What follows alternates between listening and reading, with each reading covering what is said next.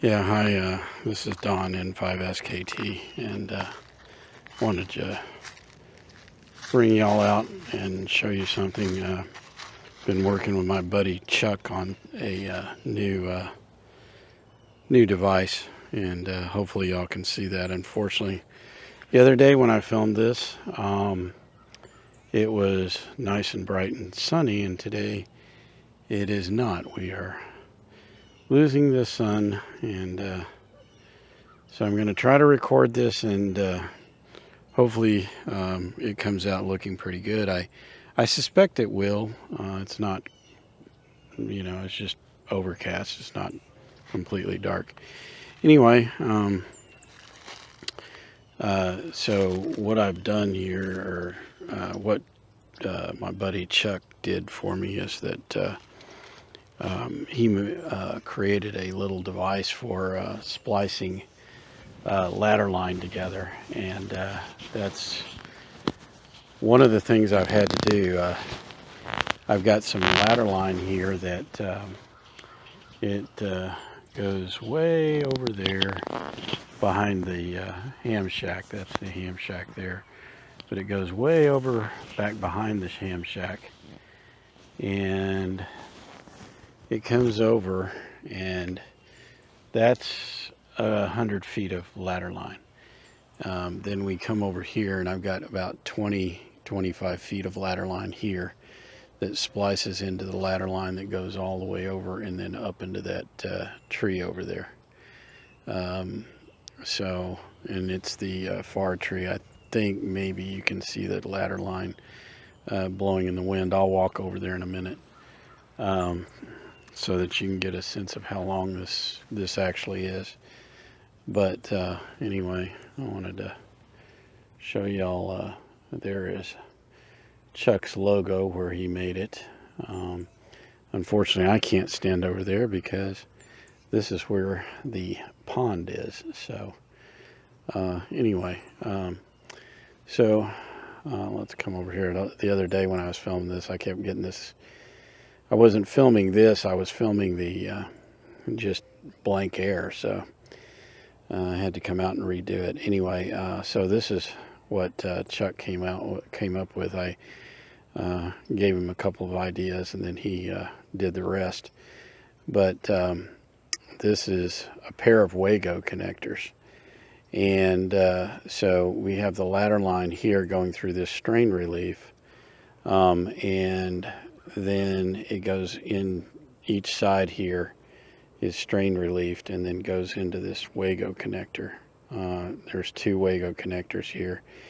And Chuck and I, we worked together, got the measurements on exactly how wide this ladder line is, and then Chuck, went through and worked through the measurements and everything to get the Wagos clipped in and all of that. So I think it looks pretty good, and it's working fairly well. And the only thing I had to do was on this side, I'm using stranded 450 ohm, just because that's what I bought from, I think this is from R&L, I believe. Well, no, I think this is from, well, no, this is the leftover. Anyway, I'll explain it in a second.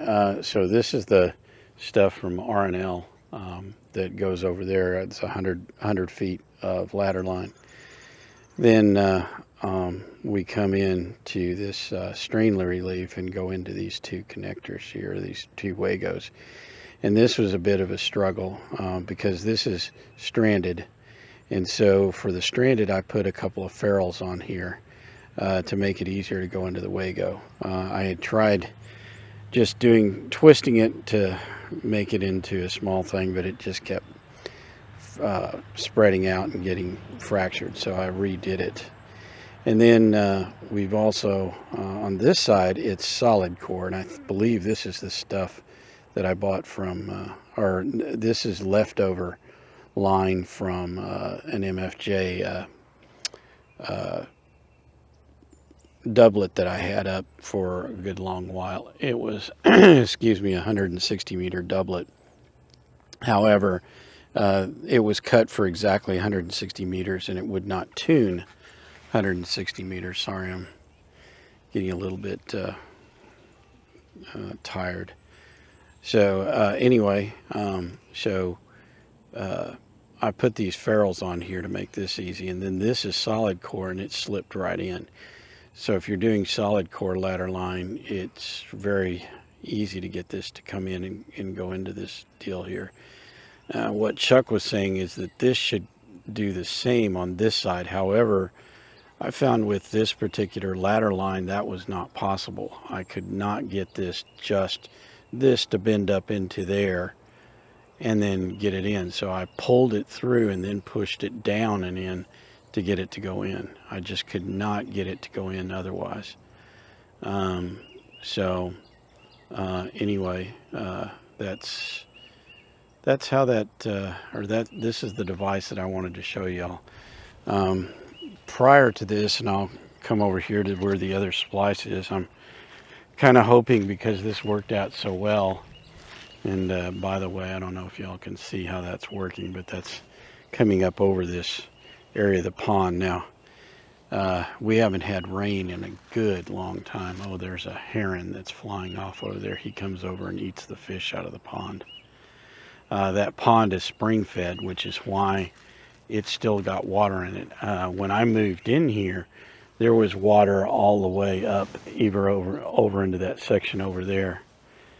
And so we're having a bit of a drought, and but fortunately the water keeps getting fed up from underneath there, so the fish are doing quite well. In fact, I need to go back in and grab when I go to get food, a lot of times I'll get a burger and fries and stuff, and I'll buy too many fries, and then I can always throw them in the pond, and the fish love that. It floats on the top, and they come and peck at it, so it's kind of fun to watch. Anyway, back to the issue at hand. So this is what I had been doing, which is these are power poles, and I put power poles onto the ends of this. The problem with that is that this doesn't necessarily maintain the spacing between these two. Man, I hope I'm filming this right, because I think I was pointing off down there instead of while I was talking. So the space here isn't being maintained well. I haven't noticed anything per se, although it does get a little wonky at times. And it does, for strain relief, I've been using this, which it's kind of hard to see, but it bites into this here and kind of warps the whole thing. It's definitely holding up. I mean, this went through the ice storm. It had ice on it and stuff. But anyway, it comes up over this pond, and most of this is, like, I'm 5 foot tall. This is about a foot over my head, so about 6 foot off the ground at this point. And anyway, it comes up over into this tree here, and I've got it kind of tacked up there. That's probably not the best way to do that. There are some plastic things I could use instead of that little metal hook, but I don't think that well, I know the metal hook's not really bothering me that much. And that wire that you see up there is holding up a 40-meter in-fed half wave.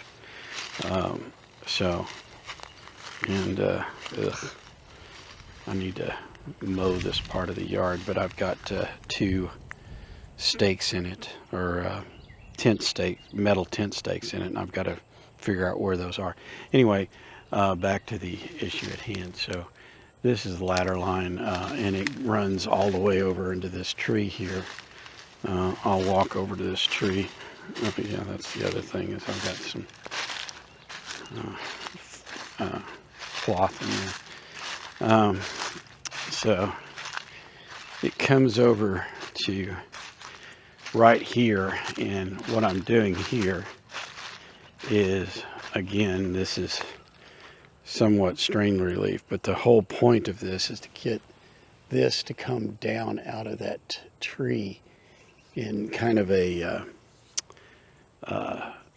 to hold it down, or to allow this to have some vertical goings on. I wonder if I can flip that out. Anyway, we'll do that some other time. And it goes up, and unfortunately, and I know if y'all saw K8MRD's video, you'll know about branches. You can get a wire way up in, or I can easily get over this tree and come back down, and it would work really well. I'd get up much higher, but then I've got all these branches that I have to pull this thing up over in order to get it, higher. And all I'm going to get is maybe another, say 5 to 10 feet. So I'm not sure that's that big a deal.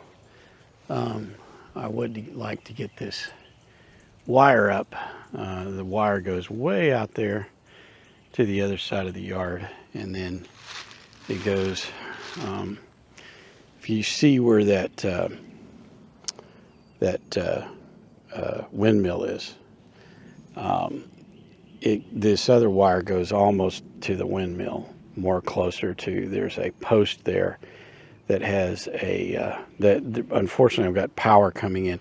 This particular property has 2 power drops, and so there's a power drop down here. So that's why this one comes down in a sloper rather than going straight on over, and it's way over here rather than getting anywhere close to that power line. So it comes back. It does not go all the way to nearly to the street. It's tied up in, there's a tree here, and it's on the other side of that tree on purpose, so it doesn't come anywhere close to that line should it break or whatever. I've had it break before, I've not had it break, but when I was putting it up originally, it doesn't get close enough to that pole there to be a problem. But I do not want any risk of it, blowing over into that direction. Anyway, that's kind of what I've got today. I just wanted to show y'all the splicing the splicing device that Chuck came up with. I think it's working well, and if Chuck watches this video, I know he watches my videos on occasion when he has time, but I'd like to get another one of these. And by the way, I don't know what Chuck's plans are, if he's wanting to or make these available for other people, or how he's doing it. I think it's a pretty clever idea, and a nice way to connect up the ladder line and make the splice. And I've been running this thing since I got this splice on there, probably 5, 6, 8 days maybe, and I am getting great contacts on 160 meters. Pretty much all over the country. I've made some contacts into Montserrat, which is an island over in the Caribbean. I've gotten I made contacts in one time there was somebody on 160 from Bermuda, or well, I've made contact with several of the islands over in over there in the Caribbean. I've also gotten TI-1 RRC, which was a Costa Rica de-expedition. They were doing an island there, and I was able to go into that island, or get to that island, work them. So anyway, that's pretty much all I've got in this video, and I need to come out and clean the yard, don't I? Anyway, 73, this is Don, N5SKT.